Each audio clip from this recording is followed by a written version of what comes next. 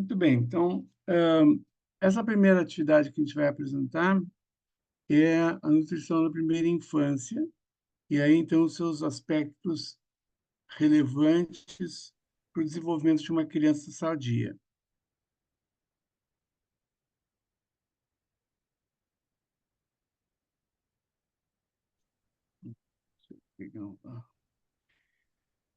A gente costuma dizer que essa fase da vida, o primeiro ano de vida em particular, mas até os 5 anos, segundo alguns autores, ele é determinante para o futuro dessa criança.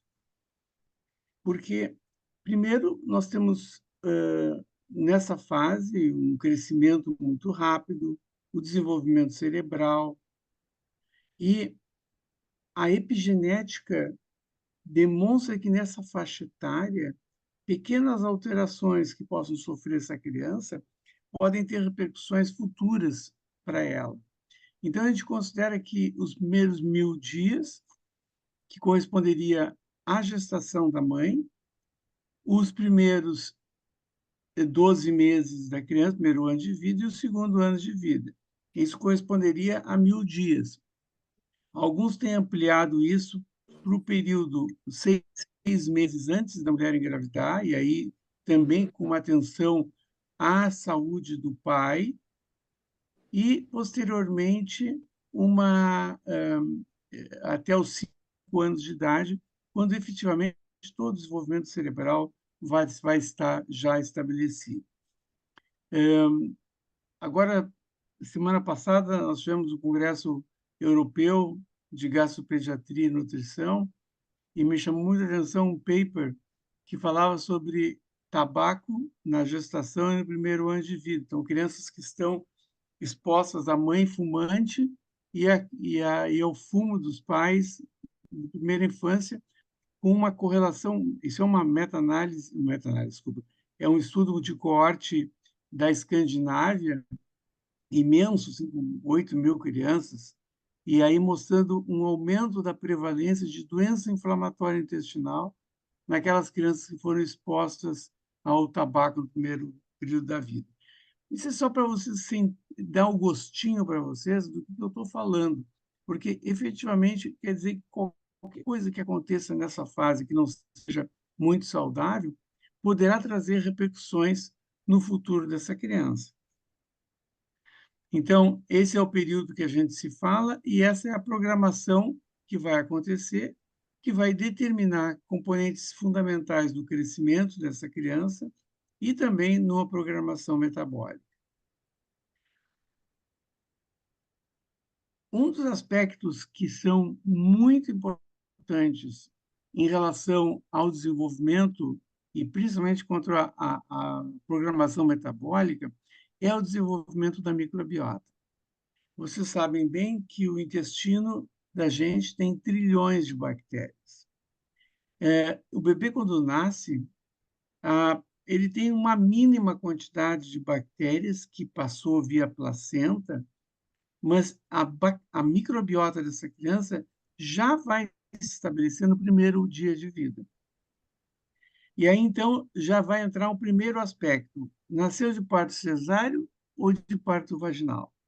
Então, a criança que nasce de parto cesáreo, ela tem uma microbiota muito mais gram-negativa, com componentes do ambiente hospitalar, do ambiente externo e da pele da mãe. Aí entra o estafilococo também como um componente dessa microbiota do bebê.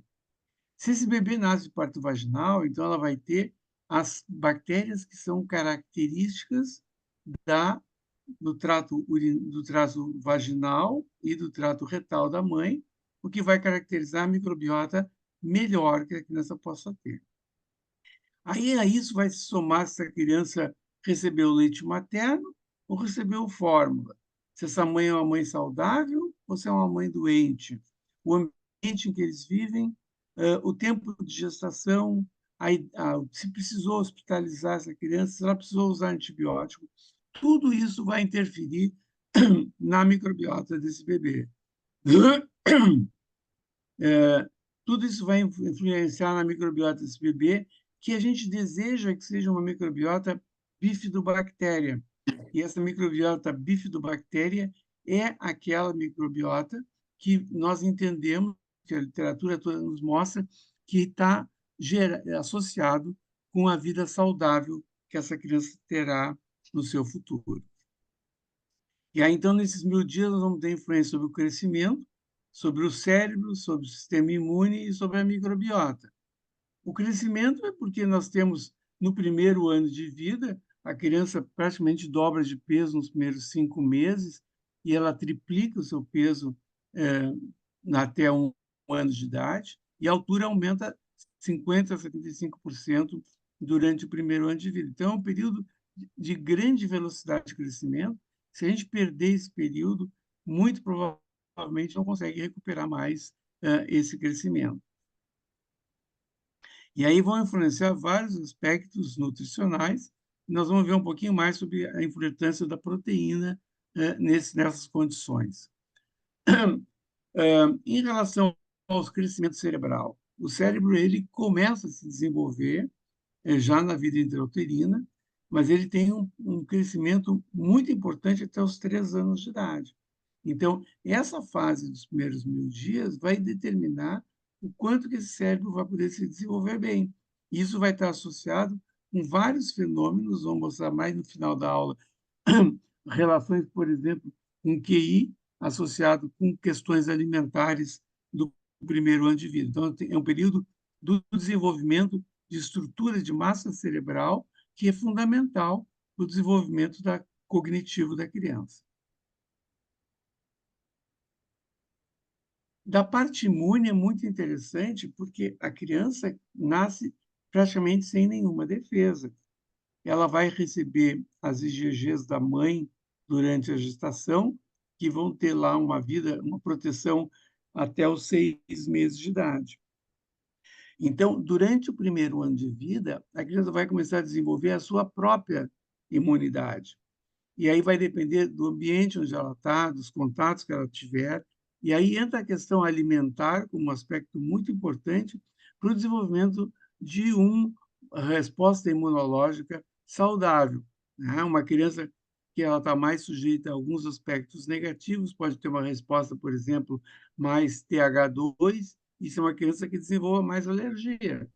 Então, são todos componentes que vão influenciar, e o primeiro ano de vida também tem um papel fundamental nesse aspecto.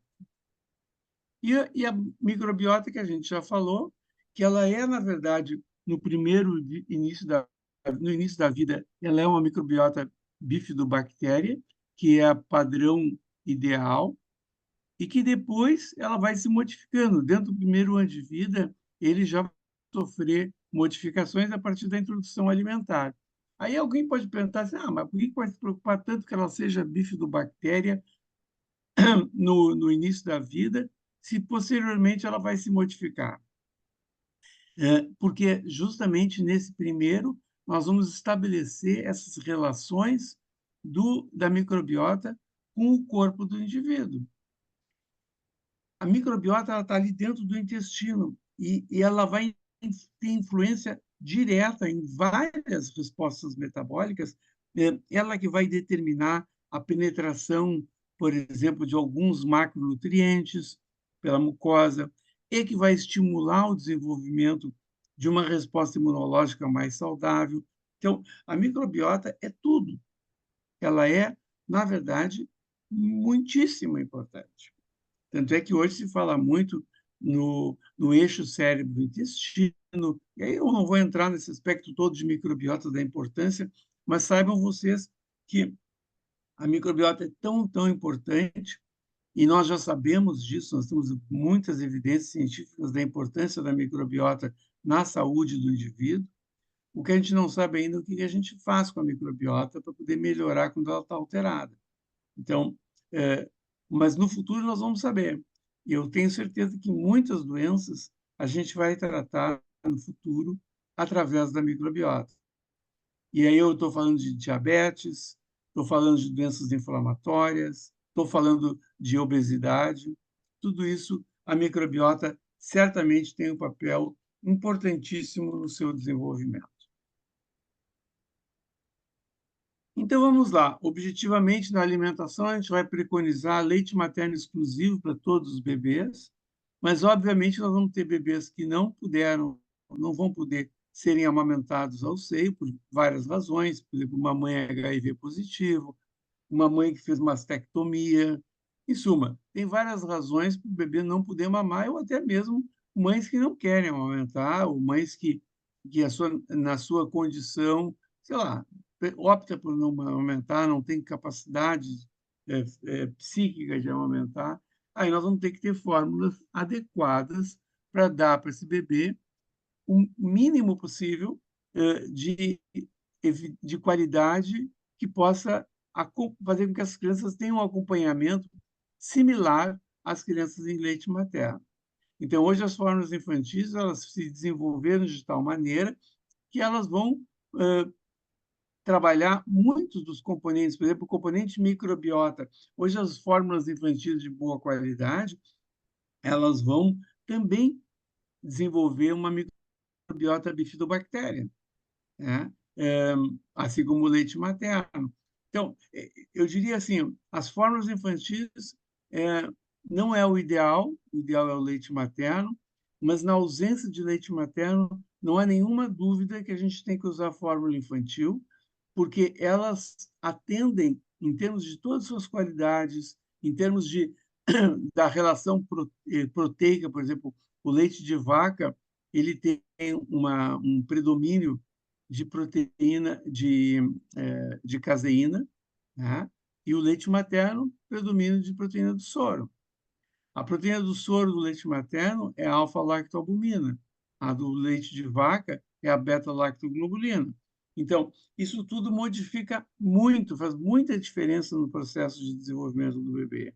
Então, por esses motivos todos, a gente usa essas fórmulas que, na verdade, são baseadas na proteína do leite de vaca, mas modificadas para se tornar mais similares ao leite humano. Tá? E aí nós vamos oferecendo, conforme a aceitação da criança, mas tendo em mente que o leite materno é o ideal. O leite materno, comprovadamente, ele diminui morbidade e mortalidade por doenças infecciosas, diminui o risco de infecções gastrointestinais, diminui o risco de infecções do trato respiratório inferior, diminui o risco de doenças alérgicas, diminui o risco de diabetes tipo 2, efeito positivo no desenvolvimento cognitivo e diminuição do risco de superalimentação dos lactentes, porque quem determina é o apetite da criança, e aí nós vamos ter também o componente de diminuição do risco de sobrepeso e obesidade na criança e no futuro dessa criança. Já o leite de vaca integral ele não é recomendado, porque tem a formulação inadequada, tem um excesso de proteína, tem muito sal, que a gente sabe que é prejudicial do ponto de vista de desenvolvimento de doença renal e hipertensão arterial. Ele não tem todos os nutrientes que a criança precisa, por exemplo, a criança precisa do seu desenvolvimento cerebral, precisa de DH e ARA, que são fundamentais para o desenvolvimento cerebral. Isso não existe no leite de vaca. Então, a presença de... E aí, quando a gente vai usar fórmulas infantis substitutas, elas já vêm adicionadas desses componentes que são considerados elementos essenciais na alimentação infantil e que estão presentes no leite humano. Aumenta o potencial de alergenicidade. Eu costumo dizer que são dois filhotes completamente diferentes. O terneiro, ele nasce, já tem uma vida quase independente, ele já caminha no primeiro dia de vida, ele vai se desenvolvendo de uma forma muito mais independente durante os primeiros meses de vida, e o desenvolvimento dele é muito mais para desenvolvimento de massa muscular. Já, por sua vez, o bebê humano é extremamente dependente, ele leva 6 meses para sentar, ele leva 9 meses para engatinhar, leva 1 ano para caminhar, e vejam vocês, o que ele desenvolve no primeiro ano de vida é cérebro, né? O perímetro cefálico aumenta 1,5 vezes durante o primeiro ano de vida. Então, são alimentos para filhotes completamente diferentes. um alimento é para o filhote desenvolver músculo e o outro alimento é para o filhote desenvolver cérebro. Como é que nós vamos usar esse mesmo alimento para o leite de vaca para os bebês? Não, isso é completamente fora da alimentação ideal para o bebê. E aí nós tivemos esse ano passado um, um desafio muito grande, que a Organização Mundial de Saúde publicou esse guideline sobre alimentação nos primeiros 2 anos de vida, e aí ele libera o uso de leite de vaca integral a partir dos 6 meses de idade, coisa que a comunidade científica absolutamente desaprovou. Tanto é que a gente, por exemplo, fez parte desse documento que foi publicado essa semana, tá? Onde todas as sociedades latino-americanas, eu fui presidente na gestão anterior e agora sou o presidente da Sociedade Latino-Americana de Gastroenterologia Pediátrica, Hepatologia e Nutrição, e aí todas as sociedades se reuniram e escreveram um paper.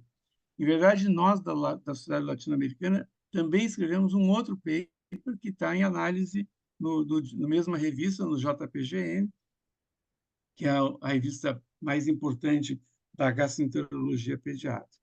E nesse posicionamento, a gente colocou com muita clareza esse posicionamento contrário a essas orientações da Organização Mundial de Saúde, né? A gente entende que o leite materno é muito importante nos primeiros 2 anos de vida, mas que não o leite de vaca integral, nos primeiros a partir de 6 meses de vida, ainda é fundamental que a criança receba leite materno ou fórmula infantil.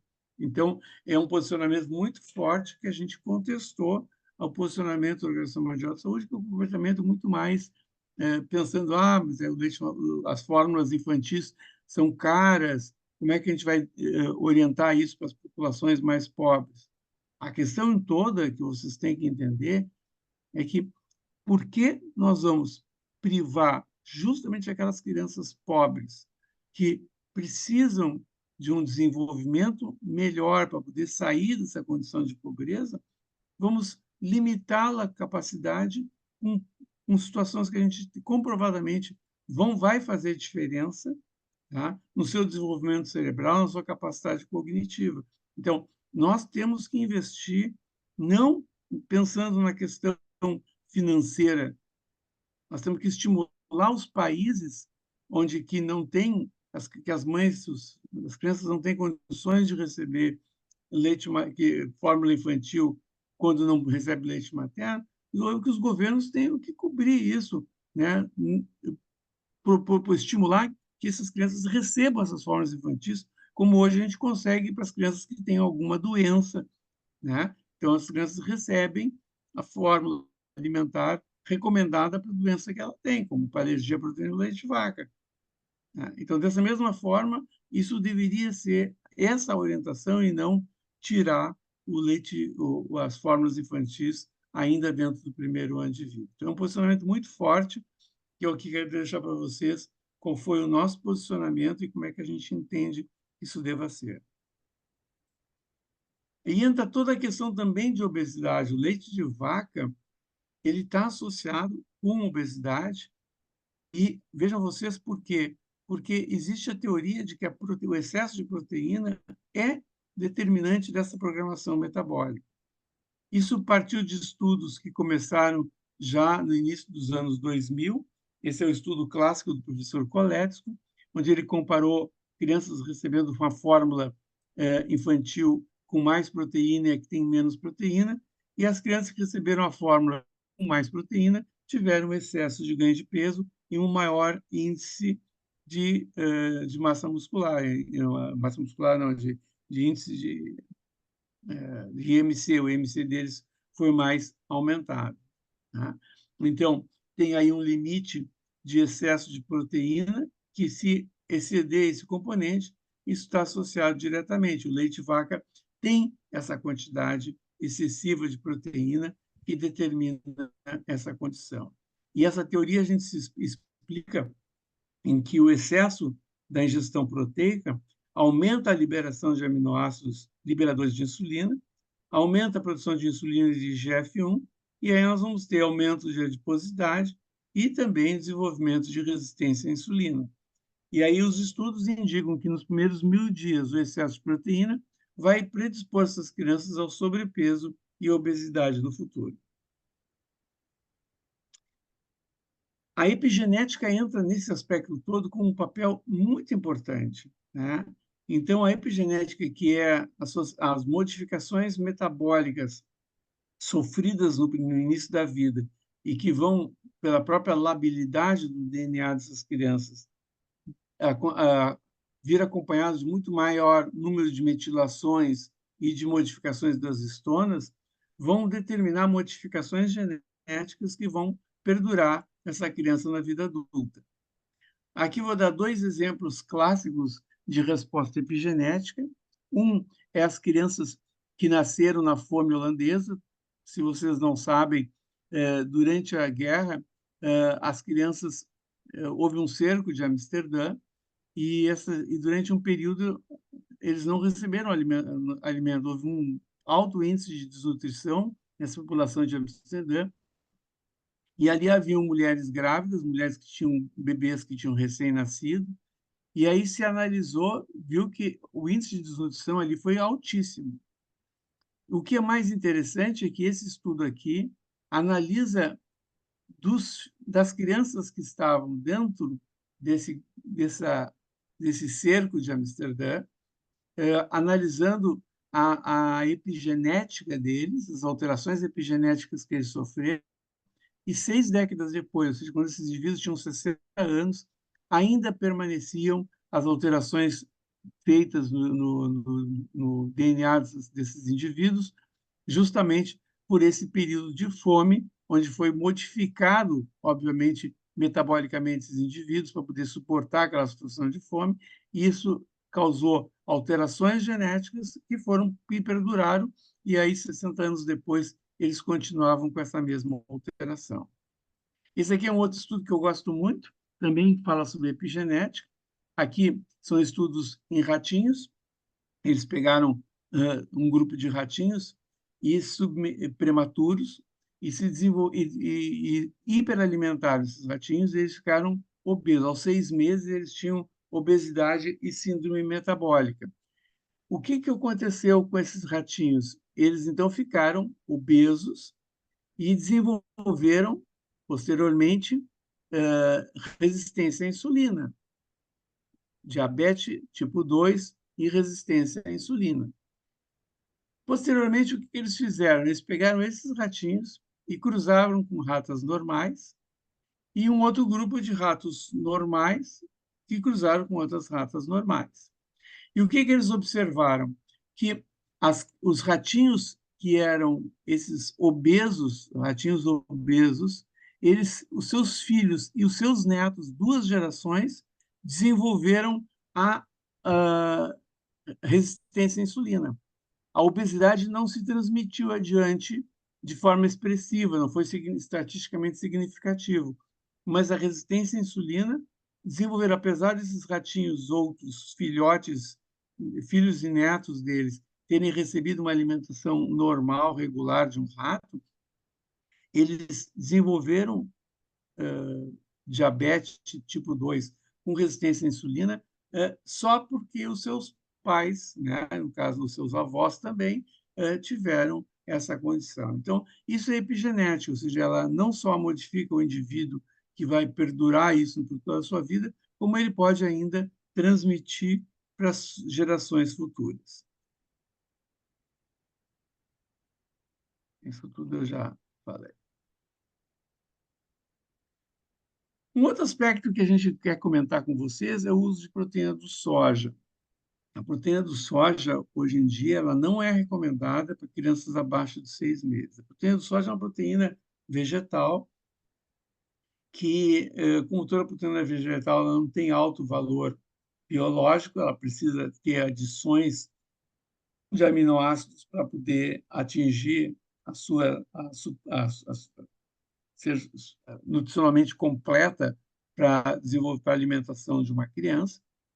E o soja, nas fórmulas infantis com soja, ele tem a adição de metionina, que é o aminoácido que falta. No entanto, tem estudos mostrando que tem um componente nas fórmulas de soja que tem um excesso de fitoestrógenos e alumínio. E esses fitoestrógenos, em animais de experimentação, gerou o desenvolvimento de estímulo estrogênico. Então, nesse sentido, com o primeiro ano de vida, primeiros 6 meses de vida é um período em que a criança recebe praticamente só leite, a recomendação é não utilizar soja nesse período, e aí a gente vai ficar em pequeníssimas situações, a galactosemia, que é uma doença onde a criança não pode ter contato com a lactose, é uma das poucas indicações de usar soja nos primeiros 6 meses de vida. Tá? Nós, praticamente, hoje em dia, usamos muito pouco soja na alimentação infantil. Voltando para o nosso gráfico, que nós estamos aí no segundo mês de vida, o leite materno é a recomendação. É recomendado que essas crianças tomem sol para poder fazer metabolismo de vitamina D, né? E que a mãe tenha uma alimentação completa para essa criança receber todos os nutrientes. Alguns nutrientes dependem da alimentação materna. As crianças que não recebem leite materno vão continuar com fórmulas de primeiro semestre. O volume vai aumentando conforme a demanda que a criança tem. A vitamina D é uma questão muito importante. A vitamina D ela tem um papel em várias questões do desenvolvimento infantil. E as recomendações hoje em dia, em termos de suplementação de vitamina D, na gestante, elas devem receber de 600 a 2.000 unidades por dia, e nos lactentes, 600 a 2.000 unidades por dia. Aí, no caso das mães, né, que estão aumentando, devem continuar recebendo 600 a 2.000 unidades por dia. Nos bebês, a recomendação é 400 unidades por dia no primeiro ano de vida e depois de um ano, 600 unidades por dia. Certo? Então, a recomendação de suplementação de vitamina D é importante e deve ser seguida. Já o ferro é um outro componente muito importante, que o leite materno, apesar de ter, vamos dizer assim, propiciar o metabolismo do ferro de forma muito positiva, ele tem muito pouco ferro. O ferro está mais presente em alimentos como carnes, peixes, aves, miúdos e embutidos, que tem o chamado ferro M, que é um ferro de metabolismo para anemia muito mais efetivo.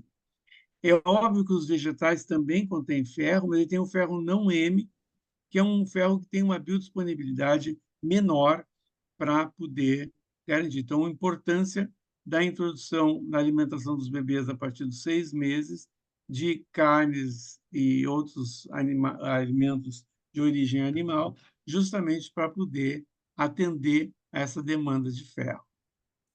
80% do ferro que o recém-nascido recebe é armazenado no terceiro trimestre da gestação. Então, se nós temos um bebê prematuro, se nós temos uma mãe que esteve doente durante o último trimestre, nós vamos ter uma prevalência grande de deficiência de ferro nesses bebês. Então, isso vai ser uma exigência para se iniciar o ferro mais precocemente na alimentação dos bebês. Já se esse bebê nasce a termo de uma mãe que teve um final de gestação saudável, ele não há necessidade de receber ferro nos primeiros meses de vida. Aqui está a recomendação atual da Sociedade Brasileira de Pediatria, onde ela chama atenção para os aspectos que eu acabei de falar durante a gestação, né?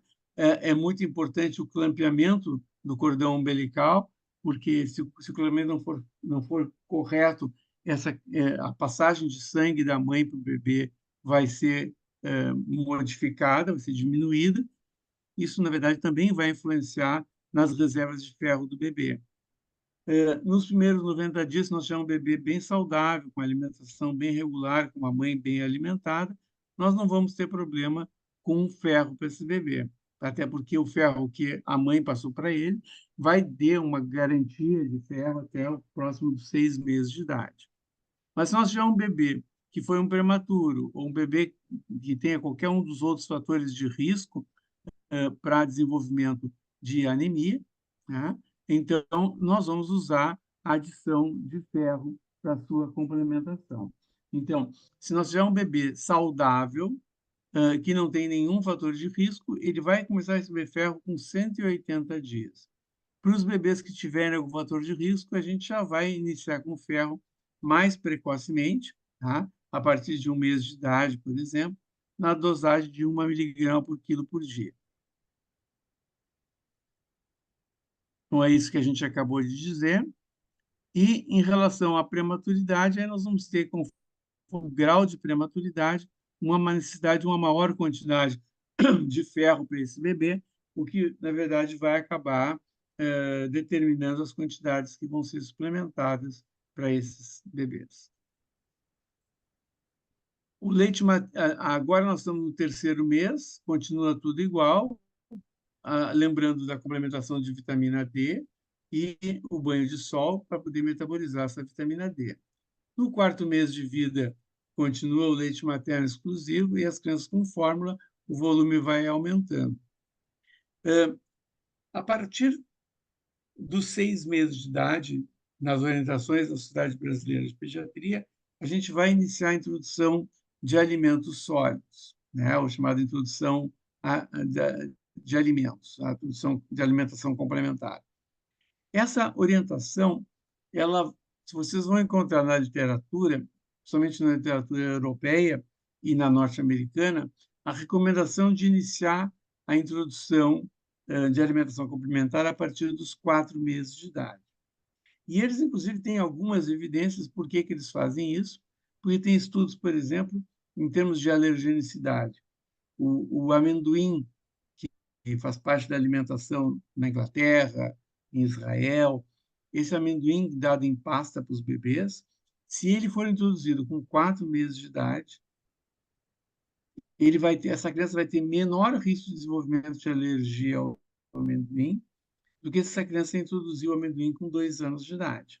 Então, essas recomendações em termos de introdução alimentar determinam que a gente deva iniciar precocemente a alimentação, né? Precocemente é uma variância do grupo europeu 4 meses para nós 6 meses de idade, mas ainda adequado 6 meses de idade, mas a introdução de todas as proteínas. Muitas vezes, quando eu dei essa aula no passado, eu dizia, olha, o ovo a gente só dá no final do primeiro ano de vida, peixe só depois de 1 ano de vida.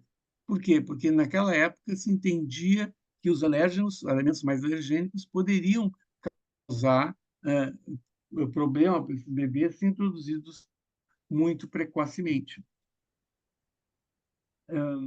E aí, nesse sentido, os estudos foram mostrando que, diferente disso, que esses alergênicos deveriam ser introduzidos mais precocemente. Por que o Brasil introduz os alimentos a partir dos 6 meses de idade? Porque o Brasil preconiza o aleitamento materno como uma premissa fundamental, coisa que não é tão prevalente nos países do primeiro mundo, da Europa, dos Estados Unidos, onde eles têm uma outra condição social e acabam não priorizando o leite materno. Eles entendem que é fundamental o aleitamento materno, mas eles não brigam como nós aqui brigamos para ter aleitamento materno o exclusivo até os 6 meses de idade.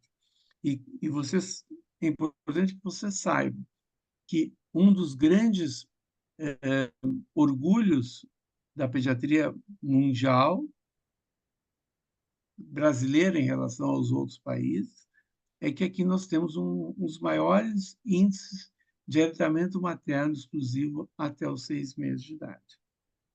Esse índice é justamente o resultado de um trabalho muito forte em termos de estímulo no aleitamento materno e também a criação de condições essas que vão, inclusive, a leis para essas mães poderem seguir amamentando, né? Hoje, no Brasil, a legislação autoriza a mãe a ficar até 6 meses sem trabalhar para poder amamentar, se comprovadamente ela estiver amamentando. Nem todas as empresas dão até os 6 meses, mas hoje é de praxe até os 4 meses. Se a gente for olhar na Europa, provavelmente eles não nem dão licença para essas mães muito mais do que um ou 2 meses de idade do bebê. Então, isso faz a grande diferença. E por isso que nós optamos por retardar a introdução alimentar para estimular e para poder propiciar esse aleitamento materno exclusivo até os 6 meses de idade, certo? Mas a partir do momento em que a criança recebe qualquer tipo de alimento, então ele já iniciou o desmame, de alguma forma, né? E a gente quer que esse desmame aconteça em função da introdução da alimentação complementar. A Academia Americana de Pediatria recomenda o leite materno exclusivo até os 6 meses, e quando os sólidos devem ser iniciados, sendo que o aleitamento materno deve ser mantido pelo menos até 1 ano, e a Organização Mundial da Saúde recomenda até 2. No Brasil também a recomendação é até 2 anos de idade. Se vocês querem saber a minha opinião, eu acho que o aleitamento materno ele tem papel fundamental, nos primeiros 6 meses ele é essencial, até os 9 ele é importantíssimo, até 1 ano ele é muito importante. A partir de 1 ano, o leite materno já não tem mais grande diferença, vamos dizer assim, nos estudos sobre a permanência do leite materno além de 1 ano de idade. Mas é claro que a Organização Mundial de Saúde recomenda até 2 anos, porque há muitas populações que esse passa a ser ainda um alimento ótimo para essas crianças, né, que possivelmente passariam a comer a alimentação dos adultos de forma plena, uma alimentação completamente insuficiente em países de condição mais pobre.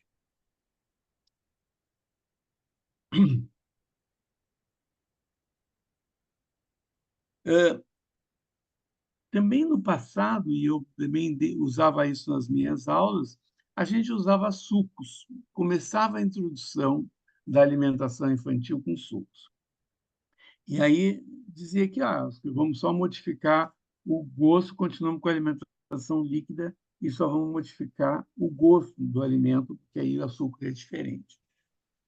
Hoje a gente não recomenda mais o suco, porque o suco não é um alimento muito saudável, né? É basicamente só carboidrato, e o suco tira o apetite por si só carboidrato. Então, a recomendação hoje é de não usar sucos para as crianças, e passa, inclusive, assim, para os bebês, nunca a gente mais usa suco, e para as crianças maiores, utiliza suco, mas sempre com uma quantidade limitada, com cuidado, para que esse suco não esteja utilizado de forma excessiva. Então, aos 6 meses, nós vamos iniciar a alimentação complementar, tanto para as crianças com aleitamento materno, quanto as crianças que estão com a formação artificial. E essa alimentação vai ser iniciada na primeira semana de introdução alimentar. A gente começa com frutas. Sempre a polpa da fruta, quer dizer, não muito perto da semente, não muito perto da casca.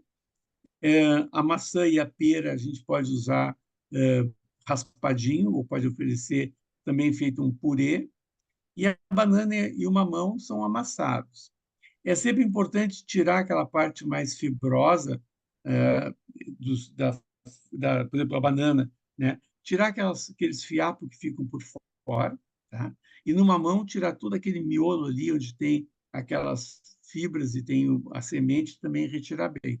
E usar bem a polpa da fruta, a parte mais nutritiva da fruta.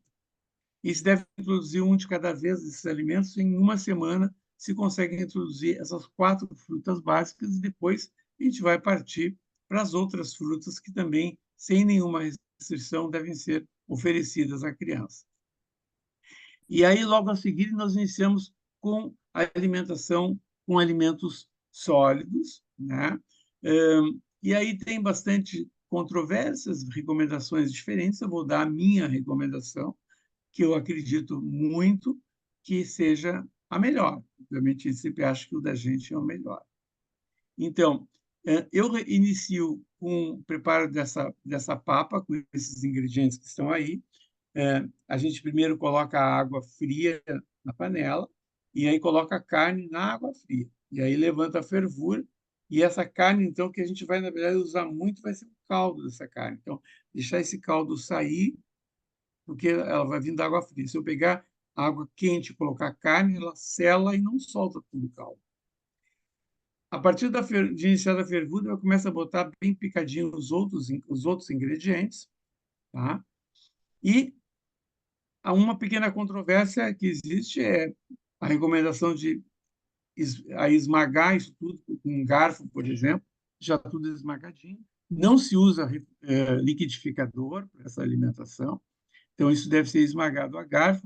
Eu, particularmente, nas minhas orientações, eu ainda uso uma peneira grossa no começo, tá? E o começo significa 4, 5 dias, só para que a criança tenha uma transição mais efetiva da modificação de paladar, sem ter uma modificação tão grande da consistência.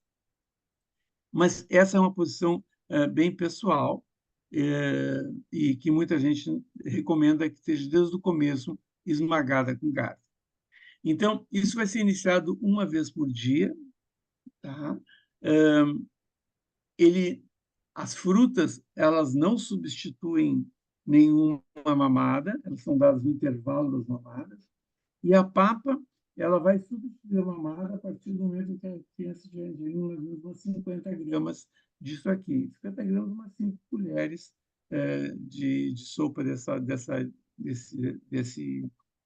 vamos assim, dessa papa, e aí a criança, então, vai estar apta a parar uma mamada naquele horário para poder receber a papa e passa a ser uma refeição. Indo adiante, as crianças com alimentação artificial passam a usar as fórmulas. E a tipo 2 é a partir de 6 meses até 1 ano. E a papinha nós vamos começar a incrementá-la. Nós vamos utilizar, começar a botar óleo nessa papinha. O óleo a gente não bota no cozimento, bota cru, no pratinho servido já, e aí o óleo, muito bom, óleo de oliva, óleo de canola, né? Folhas vão ser acrescentadas, trocar os cereais, pode estar usando arroz e aveia, pode usar massinha nesse momento, né? O ovo deve ser introduzido precocemente, tem estudos também com o ovo mostrando que a alergenicidade do ovo é maior quando a gente deixa para ele ser introduzido mais tardiamente. O ovo, nós usamos ele inteiro, cozido, separado, tá? Nunca deem ovo cru para a criança, porque a autocontaminação com salmonela é quase que sempre, porque o ovo a salmonela é um saprófita dos frangos, então isso para nós é muito importante. Então a gente sempre usa o ovo bem cozido, para as crianças não usar ovo cru.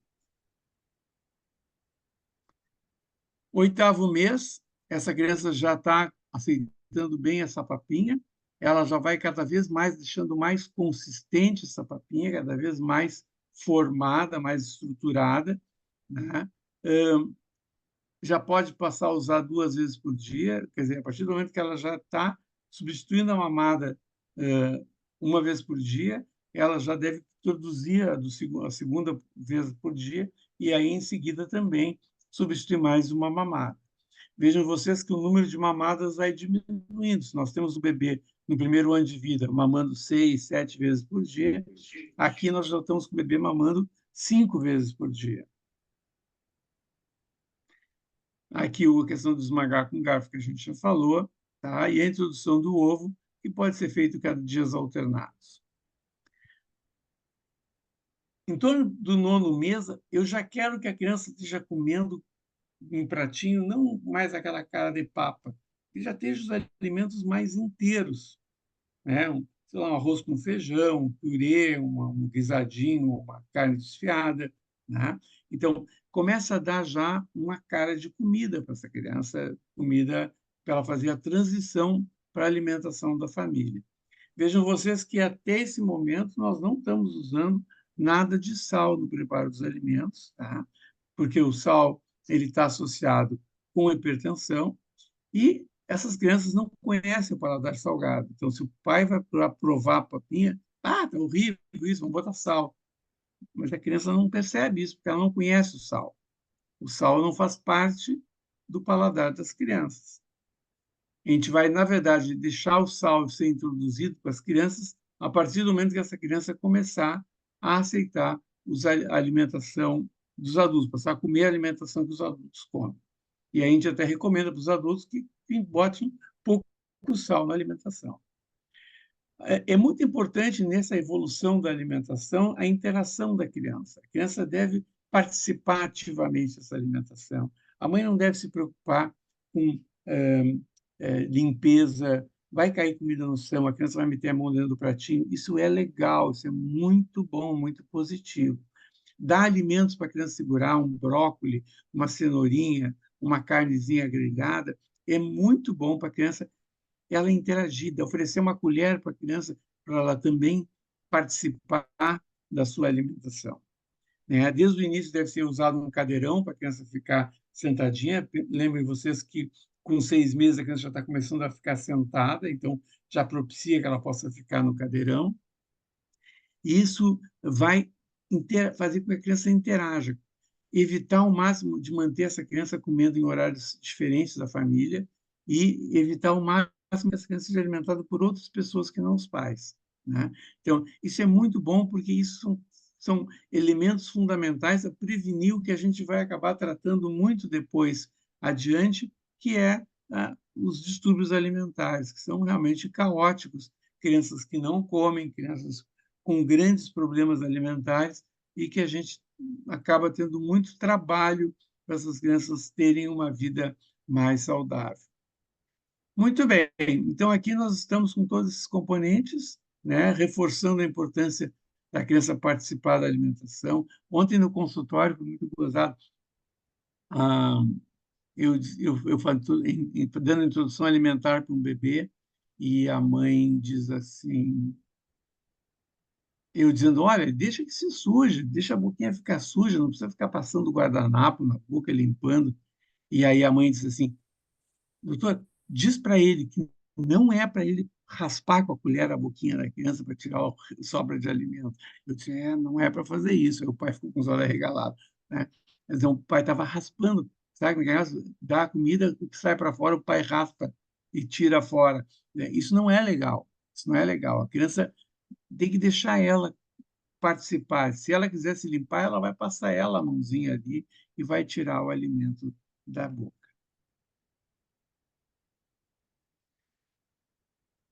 Então, entre 9 e 12 meses, a criança vai se dirigir para a alimentação do adulto. Então, entre 10 meses e 1 ano, ela vai estar sentada com os pais na refeição e comendo a mesma comida dos pais. Então, isso é um processo gradativo e que é muito saudável que essas coisas aconteçam com essa evolução.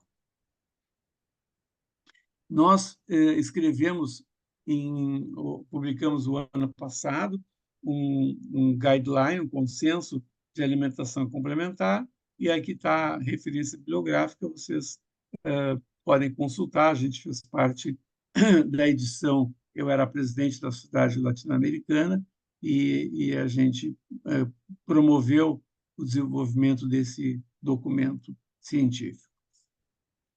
E esse documento científico ele tem alguns aspectos que são muito importantes, e um deles é a alimentação perceptiva. O que é a alimentação perceptiva? É a capacidade dos pais de perceber fome e saciedade na criança, de poder reconhecer isso para não forçar a alimentação. É fundamentalmente uma interação do cuidador com um bebê para que isso possa ser saudável essa relação do bebê com a alimentação. Outra questão que se discutiu muito é em relação a determinadas técnicas que são bem recomendadas por dados da literatura, que é o BLW e o BLIS. O BLW e o BLIS são técnicas onde estimula, para o BLW, a criança deve comer só alimentos que ela possa segurar. A família não deve dar comida à criança, que deve comer espontaneamente. Acho que é legal, a criança, eu já falei para vocês que é bacana a criança segurar o brócolis, segurar a cenourinha. Então, Eu acho muito bom isso aqui. No entanto, ele ser usado de forma exclusiva tem várias evidências científicas de que as crianças acabam ingerindo poucos alimentos. Então, eu acho que tem que ser um somatório. Estimular que a criança interaja com a alimentação, estimular que a criança pegue os alimentos com a mão para poder se alimentar, mas também é importante que a parte que a família atende a criança, né, que alimenta a criança, para poder complementar esses pontos de vista. Outro aspecto que sempre é muita discussão é em relação às crianças veganas, né, de famílias veganas, vegetarianas e veganas. Tá? A gente desaconselha uma fase da vida onde determinados componentes que estão ausentes da alimentação vegana são fundamentais para a criança, como o ferro, como a vitamina B12. Então, a quantidade de ferro, diz, mas os vegetais também têm ferro, mas é um ferro não M, como eu já falei, e a quantidade é muito pequena. Então, na verdade, é impossível ter uma transmissão de ferro em quantidade adequada na alimentação vegana e vegetariana. E eu costumo dizer para as mães que o, a opção por ser uma alimentação vegana e vegetariana não é uma opção, vamos dizer assim, nutricional, é uma opção ideológica. E se ela é uma opção ideológica, tem que deixar que a criança tenha essa ideologia. Eu já tive um menino com 6 anos de idade, até encontrei com os pais esses dias, perguntei como é que estava essa situação. Ele chegou no meu consultório com 6 anos de idade e meus pais trouxeram ele porque ele dizia que ele não ia mais comer carne, que ele ia passar a ser vegetariano. E aí eu ouvi bem os argumentos, um bebezinho, um guri de 6 anos, imagina uma beleza, cabecinha maravilhosa, me argumentou de vários aspectos. Eu disse para os pais, ele é um vegetariano, deixa ele seguir a dieta vegetariana. Vamos ficar atentos, vamos fazer controles laboratoriais, vamos suplementar com algumas vitaminas, mas nós vamos permitir que ele seja vegetariano. E agora eu encontrei com os pais, agora umas 2 semanas atrás, e os pais fazendo que ele está tendo um problema, ele está na adolescência agora, e aí ele não consegue acompanhar os amigos. Os amigos todos vão lá para comer churrasco, quase todas as reuniões é churrasco, e ele fica lá cozinhando brócolis, pimentão na churrasqueira, e está começando a se constranger. Então, ele pediu para os pais ajudarem ele a ter gosto pela, pela carne, e ele está voltando a se alimentar com carne. Olha que coisa diferente isso. Mas o que eu quero dizer é que o pediatra tem um papel importante de atendendo essa criança que vem de uma família que está convencida de que tem que ter um manejo vegano vegetariano, e, de novo, recomendar que no primeiro ano de vida isso não seja feito, nos primeiros 2 anos de vida, eu acho que não deve a criança ter esse tipo de alimentação, mas se tiver, se as famílias insistem, tu não vai ficar brigando com a família, elas querem isso, nós vamos, então, orientar de como é que essa criança pode, apesar disso, ter uma alimentação saudável e ter complementação dos alimentos que estão carentes nisso. Tá? Aqui é uma recomendação da, da Academia Americana, da ESPGA, da Sociedade Europeia, em lactentes de mães com hábitos vegetarianos ou macrobióticos. Esses lactentes desenvolverão deficiência de energia, proteína, vitamina B12, vitamina D, cálcio, riboflavina, além do crescimento retardado, perda gordurosa e muscular e lento desenvolvimento psicomotor. Se as mães seguem a dieta vegetariana enquanto amamentam, sem suplementação nutricional, significativo o risco de os lactentes de experimentarem importantes distúrbios cognitivos. Risco é aumentado se continuarem uma alimentação sem derivados animais. Então, os suplementos mínimos semanais com alimentos animais, tais como leite e peixe, têm sido recomendados para essas crianças. Tá? Então, isso aqui é uma recomendação que já é de 2008, mas ela é ainda vigente em todos os meios que a gente participa. Outra coisa que eu acho que é fundamental que a gente tem em mente é o que, na verdade, na alimentação contemporânea é ruim. São os ultraprocessados. Os ultraprocessados, eles são os alimentos que, eu diria, o alimento do mal. É, eu tenho um exemplo muito interessante que eu vivenciei. Quando eu saí do Brasil para fazer meu fellow nos Estados Unidos, eu fiquei muito impressionado quando eu cheguei lá e tinha um número imenso de crianças com doença de Crohn, e no Brasil a doença de Crohn era raro até mesmo em adultos.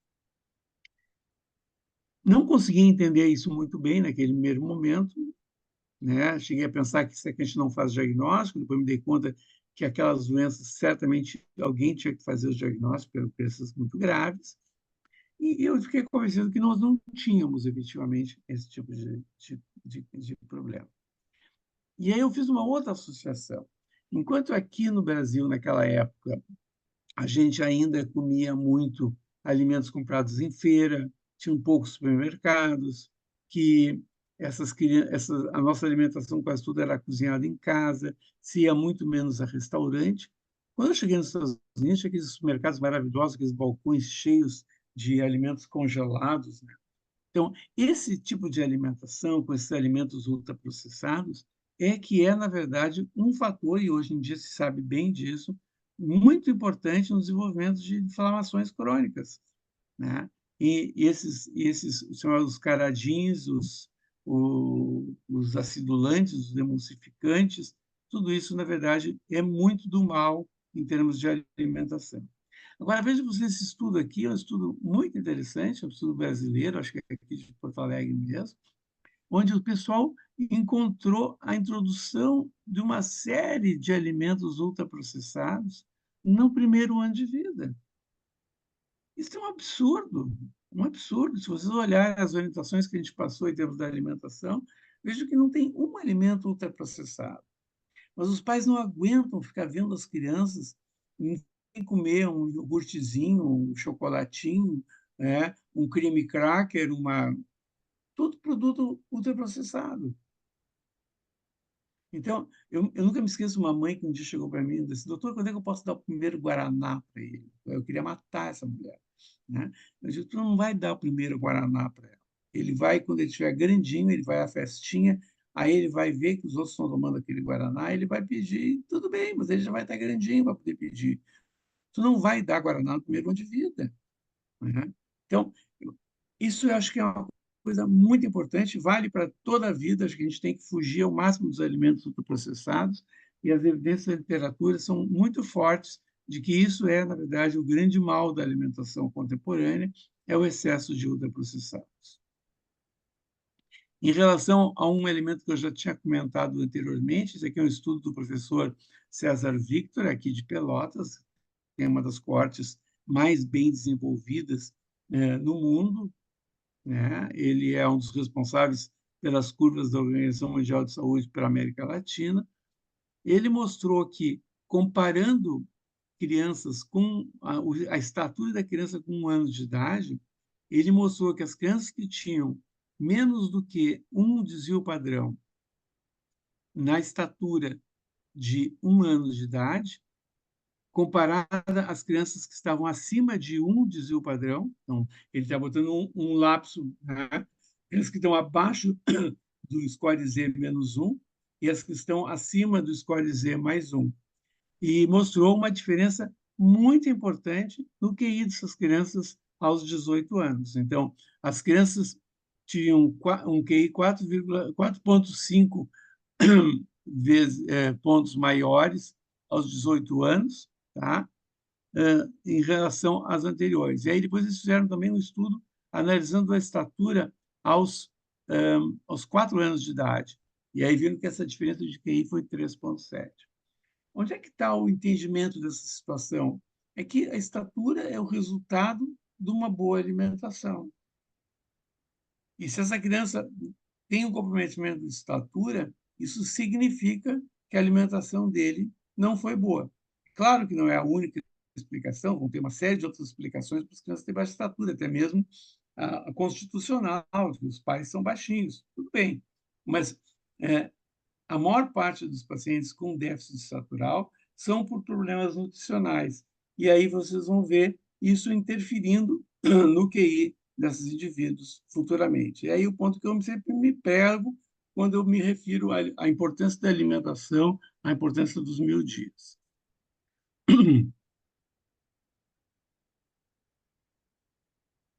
Para as crianças depois de 1 ano de idade, algumas recomendações são importantes. Procurar ter horários fixos, não rígidos para a criança alimentar, que ela não fique comendo toda hora. Tá? Nunca obrigar a criança a comer. É, não usar a sobremesa como um componente de premiação, você come que aí vai ganhar sobremesa. É, controlar a ingesta de líquidos durante a refeição. Evitar salgadinhos, balas doces e qualquer outro ultraprocessado. A criança deve sentar à mesa com os pais e comer junto com os pais, isso é o ideal, tá? Não cobrar limpeza dessa criança. A criança participar das compras no supermercado, eu tenho meus questionamentos se é bom, porque as crianças acabam pedindo todos os ultraprocessados, né? Mas a criança participar da preparação das refeições, acho que sim, é um ponto bem importante. Evitar monotonia alimentar. Os alimentos ricos em ferro, cálcio, vitamina A e D são prioritários na alimentação. Os alimentos têm que ser bem mastigados e engolidos, orientar bem que a criança faça isso. A vitamina A está presente em cenouras, gema de ovo. A vitamina C nas frutas cítricas, tomates e vegetais verdes. O cálcio nos laticínios, no brócolis, feijão e salmão, mas nos laticínios é infinitamente maior a quantidade de cálcio. É muito comum a neofobia, e os pais não podem se assustar com isso, a criança não quer comer nada, testar nada novo. Ofereçam, ofereçam, ofereçam. Ofereçam por quê? Porque tem estudos mostrando que muitas vezes precisa de 8 a 10 apresentações do alimento para que, para que a criança passe a comer aquele alimento. Então, a criança não quer comer determinado alimento, jamais digam que ela não gosta daquele alimento. Se disser que ela não gosta, ela vai usar esse clichê para que ela diga, eu tá aí a explicação porque eu não quero comer isso, né? Então, os pais muitas vezes eles motivam que a criança passe a não querer aquele alimento, porque eles colocam essa frase: ele não gosta de tal coisa. Não, não tem essa de não gostar. Não quis comer, ok. Passa uns 2, 3 dias, oferece de novo, uma semana, oferece de novo, e assim vai indo, até que a criança comece a se. Até a colocação daquele alimento misturado com outros alimentos, para mascarar um pouco o gosto, aos poucos ela vai se acostumando com aquele paladar. Então, isso é muito importante, porque a neofobia é fisiológica, mas as consequências da neofobia podem ser muito ruins se ela não for bem manejada. O apetite é bem variável e os alimentos preferidos pela criança são os de sabor doce e muito calóricos. Então, a gente tem que ter muito cuidado para que a gente não estimule esse tipo de condição. O doce é inato na criança, o salgado não é inato na criança. É legal que a criança sirva seu próprio prato, evitar discussões e conflitos à mesa, evitar recompensas, né, chantagens para que a criança coma. Tá? E as recomendações aqui em relação ao uso do leite de vaca, especialmente nas crianças que tenham alguma muito seletivas, que não comem de tudo, a gente dá preferência para usar fórmulas infantis até os 3 anos de idade, para poder ter a suplementação dos alimentos, dos nutrientes que eles não ingerem. Aquela criança que come bem, ela pode tranquilamente não precisar dessas fórmulas e, a partir de 1 ano de idade, já poder tomar o leite de vaca integral, e aí sem aqueles problemas todos que a gente se referiu anteriormente no primeiro ano de vida. Lembrar que a criança tem um estômago pequeno e ela tem uma necessidade nutricional muito maior que a do adulto. Tá? Então, o adulto tem um estômago 5 vezes maior e a criança tem uma necessidade 3 vezes maior de ferro, 5 vezes maior de vitamina D e 2,5 vezes maior de ácidos graxos essenciais. Então, o equilíbrio da alimentação é fundamental para que ela possa receber os nutrientes que ela precisa para ter um crescimento saudável e desenvolvimento adequado. Lembrar que a anemia é muito prevalente na população brasileira, as crianças de 1 a 4 anos têm em torno de 25% de anemia, então a oferta de ferro e alimentos que contenham ferro é muito importante nos primeiros anos de vida, tá? E essa deficiência de ferro está associada com baixa estatura e com desnutrição muito frequentemente. Outro ponto importante é a questão da evolução da sociedade. Vejam vocês esse estudo, que é uma publicação da Organização Mundial de Saúde, onde eles demonstram que em quase todos os continentes houve uma redução da ocorrência nos últimos anos. Aqui está estudando da década de 1990 até a nossa década atual, a evolução da estatura. E vejam que ela vem caindo. Quando olha, por exemplo, na América Latina, vê que os índices de baixa estatura caíram de forma muito importante durante os primeiros anos de vida. No entanto, o que aconteceu é um aumento do índice de obesidade. Então, o Brasil é um país onde nós temos um dos menores índices de baixa estatura, mas somos um dos países que tem isso aqui em relação a países do terceiro mundo, né? O Brasil tem um dos maiores índices de obesidade. Então, a gente tem que saber também dosar esses aspectos, né? Onde a alimentação ela é importante, saudável e evitar todos aqueles fatores que vão levar à obesidade.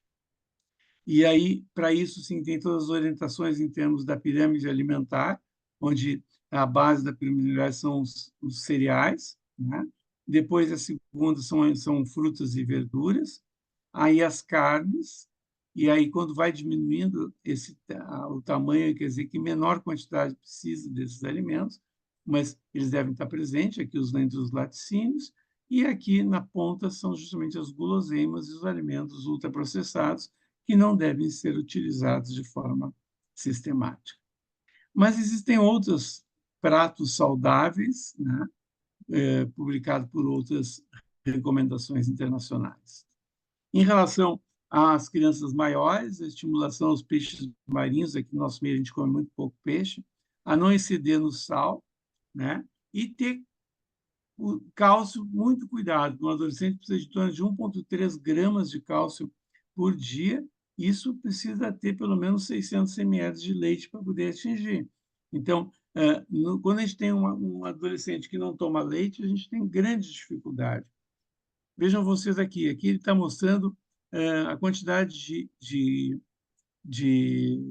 vitamina de cálcio no leite integral em 200 aqui em 250 ml de leite, né? Tem em torno de 290 miligramas de cálcio. Agora, vocês o espinafre, ele tem 140 miligramas de cálcio em 95 gramas de espinafre. Quando ele está cru, em torno de 30. E o brócolis cozido tem 42 gramas de cálcio em 85 gramas do produto. O que eu quero comentar com isso?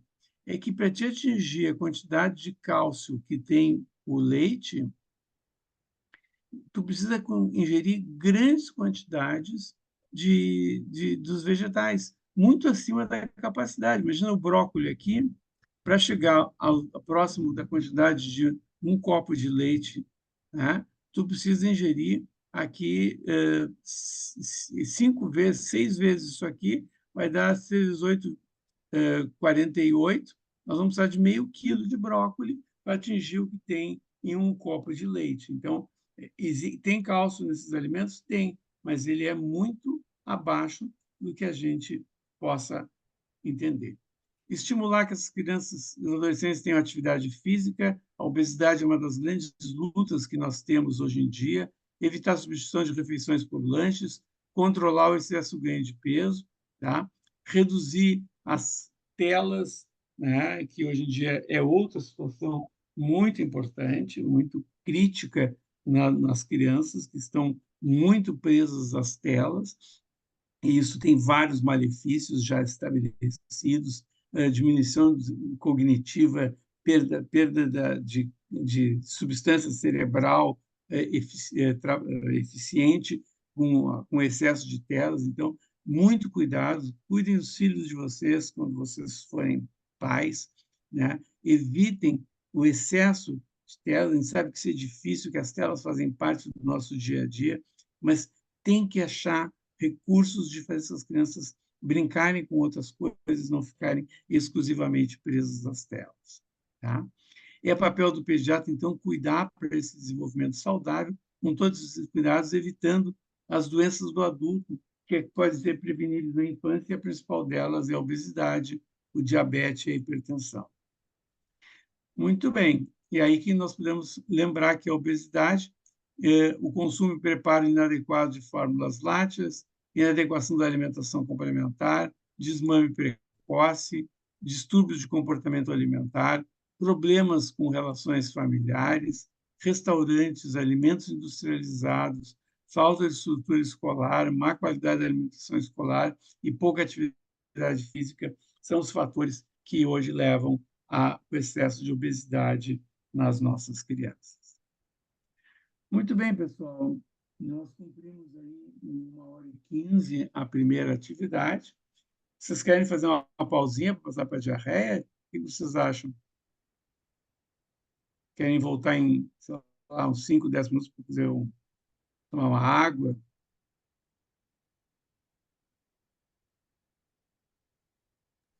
Pode ser, senhor. Pode ser. Ou querem tocar? Acho que podemos fazer um intervalo, prof. Tá, então tá Não bom. sei o que os outros acham. Vamos fazer 5 minutinhos, então. São 9h15, às 9h20 a gente volta. Tá?